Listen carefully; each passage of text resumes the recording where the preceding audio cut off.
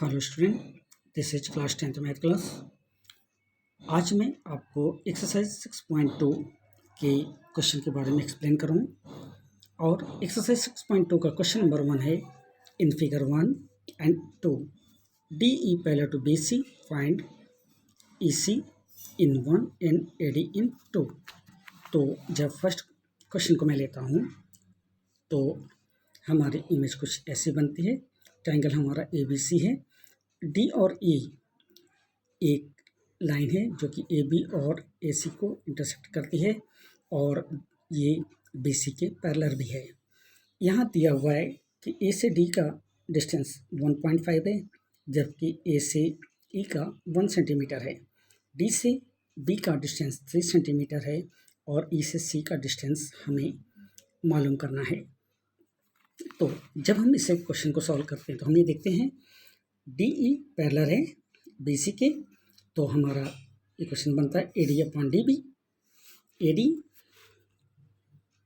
Upon D B equal to बनता है ए E upon E C.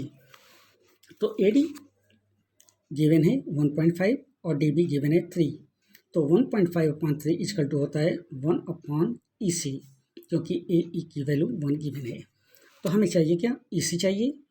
तो ई सी के लिए हमने क्या किया, यहाँ पर हमें मिलता है ई सी इजकल टू होता है 3 अपॉन 1.5। कैसे? जब ये मल्टीप्लाई हम करते हैं तो 3 और यहाँ पर 1.5, तो ई सी 1.5 ई सी हो जाता है इजकल टू 3। तो ई सी इजकल टू तो 3 अपॉन 1.5 किया तो आ गया काटने पर 2 सेंटीमीटर। तो हम ये कह सकते हैं कि ई सी की वैल्यू 2 सेंटीमीटर होगी। इमेज 2 जब हम देखते हैं, ट्रायंगल है A B C D E, इसमें भी पैरेलल है बी सी के, और यहाँ पर कहा गया है कि ए से ई की दूरी 1.8 सेंटीमीटर है, ए से सी की दूरी 5.4 सेंटीमीटर है और डी से बी की दूरी 7.2 सेंटीमीटर है। हमें बताना है ए डी के बारे में। तो जब हम देखते हैं इसे तो हम देखते हैं कि डी ई पैरेलल है बी सी के, तो हमें अब हमारा जो क्वेश्चन फॉर्म करेगा वो हुआ A D upon D B equal to A E upon E C. तो A D upon D B की वैल्यू 7.2 गिवन है और ए ई की वैल्यू 1.8 गिवन है, जबकि ई सी की वैल्यू 5.4 भी गिवन है। तो हम अब यहाँ पर हमें मिला क्या, A D upon 7.2 equal to 1.8 upon 5.4। तो अब ए डी की वैल्यू क्या होगी? जाहिर सी बात है 7.2 इंटू 1.8 अपॉन 5.4 किया, तो जब 1.8 से 5.4 को मैंने काटा तो मिला क्या, 3 मिला।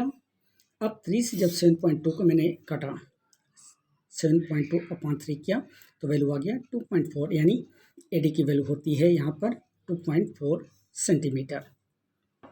हम आते हैं क्वेश्चन 2 पर, जो कि है E and F R point on the side P Q and P are respectively of A triangle P Q R for each of the following cases state whether E A parallel Q R. हमें ये prove करना है कि E F Q R के parallel है। ये हमारा एक ट्रायंगल फॉर्म किया है। तो यहाँ पर हमें वैल्यू जो मिली, पहला कंडीशन अप्लाई है कि P E equal to 3.9 centimetre, E Q की वैल्यू है 3 सेंटीमीटर, पी एफ की वैल्यू है 3.6 सेंटीमीटर और एफ आर की वैल्यू है 2.4 सेंटीमीटर।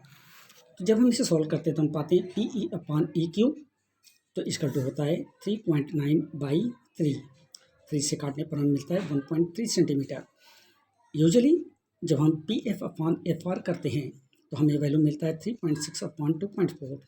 इसको जब हम काटते हैं तो मिलता है 1.2 सेंटीमीटर। तो यहाँ पर हमें ये बहुत क्लियर होता है कि E F does not divide P Q and P R in same manner, कि ई एफ पी क्यू और पी आर को सेम मैनर में नहीं काटता, और इस तरह से हम ये कह सकते हैं कि ये पैरेलल यानी ई एफ क्यू आर का पैरेलल लाइन नहीं है। सेकेंड पार्ट है क्वेश्चन का, कहा गया है पी ई की वैल्यू है 4 सेंटीमीटर, क्यू ई की वैल्यू है 4.5 सेंटीमीटर, पी एफ की वैल्यू है 8 सेंटीमीटर और आर एफ की वैल्यू है 9 सेंटीमीटर।